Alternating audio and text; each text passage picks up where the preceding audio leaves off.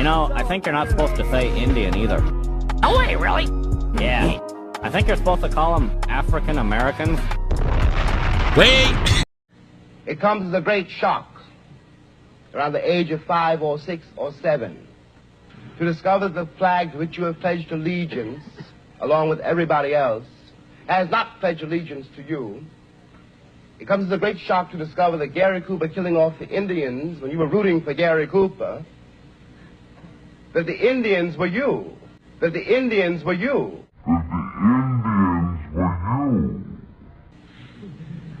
It comes as a great shock to discover that the country, which is your birthplace, and to which you owe your life and your identity.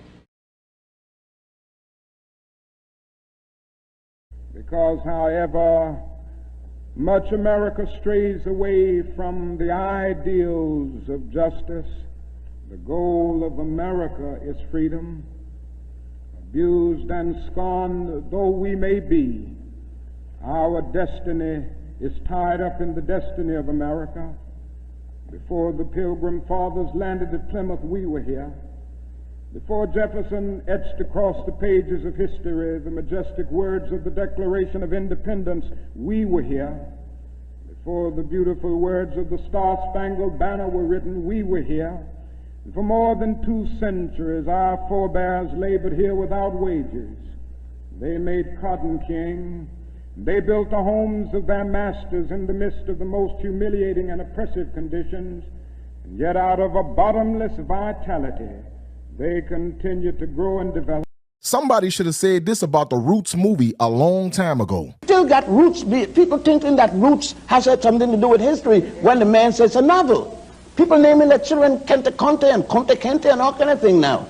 But these people... You take issue with that? You find something wrong with that? It's garbage.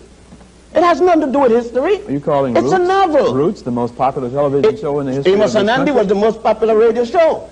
And it had nothing to do with black people. It were 2 white Jews. You know, I've told you, the worst part of our enslavement is not the shackle on the hand. It's the shackle on the mind. The movie was a novel and one of the main reasons we bought into this out of Africa theory.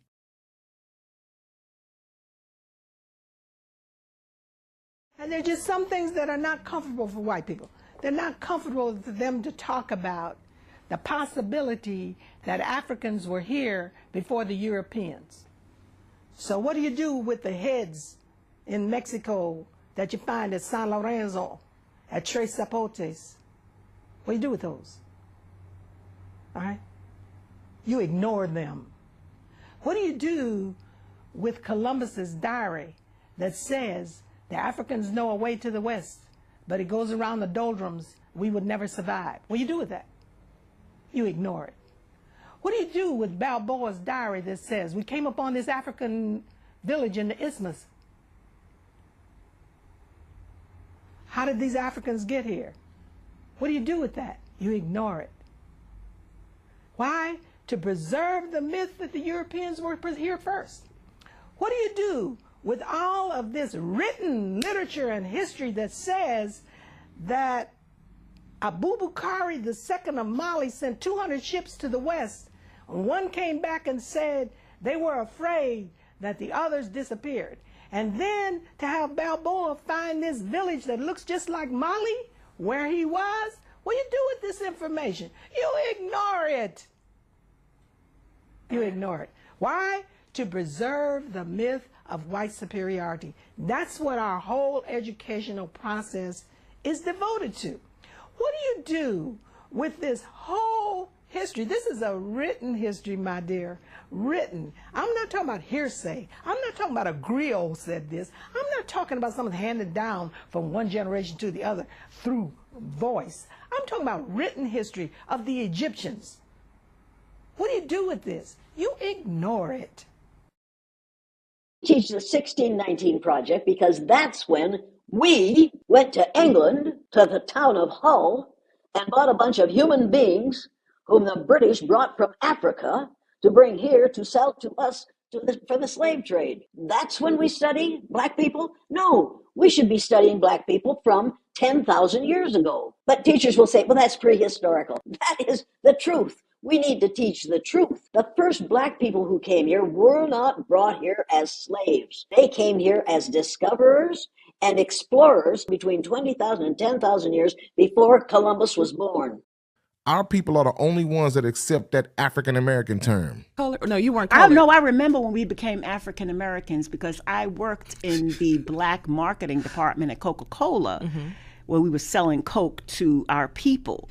And the vice president came in and said, okay, we are now African Americans. We were like, all righty, African. How you spell that again? Right. Is it 2 ways? And I heard this white woman was sitting next to me and she said to another white woman, they don't know who they are.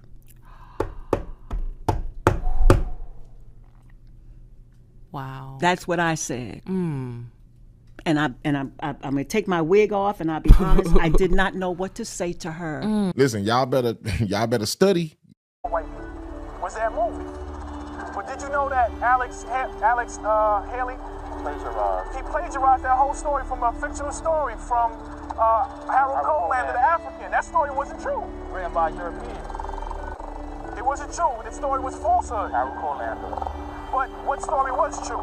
Let's look at a movie that was true. Homicide. You see the movie Homicide? That was a factual story.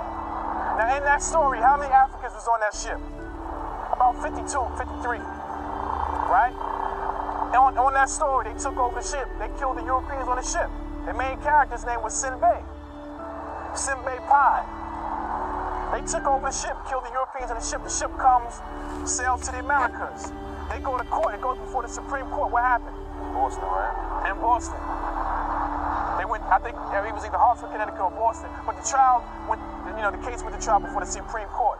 What happened in that case, Rich? In that case, legally they said that they're not property. They were kidnapped and they were sent home. They were free to send home. You know what I'm saying? So that's a different story. And on top of that, remember, those brothers from the Amistad case, they were prisoners of war from a neighboring tribe. And they said that those brothers being enslaved was in violation of all international treaties. All international treaties. You see what I'm saying? So if those Africans was now, once you have a case like that, that becomes what's called case law. That means that anytime Africans are enslaved and it goes before a grand body, goes before the court, it goes through any type of jurisprudence, they look at the Amistad case as a point of reference, and now you can't enslave Africans. It's against the law. You got to send them back. They're not slaves. So if Africans was getting sent back, who was being enslaved here? It was the indigenous, quote-unquote, black people that was here that was being enslaved. They couldn't transport Africans. They couldn't do it. It was against the law. They had to get us from different parts of the states. Exactly. And that was only 50-something brothers. That can't equate to 10, 15 million so-called blacks in this country. Which we were already here. They just reconstructed history, said they brought you from over there when you were already here. You see what I'm saying? Paper genocide. You won't claim, now you won't never think about claiming any land, because we don't think we're from over here. So if they got a scene that was shot in Roots after the African, LeVar Burton, had been told that his name was to be Toby, and he refused. A scene that was shot in Roots after the African, LeVar Burton, had been told that his name was to be Toby, and he refused it, and he was beaten to make him say his name was Toby. And then after he was beaten, he's bloody and all, he was cut down, and he fell into the lap of Lou Gossett, who was playing fiddler.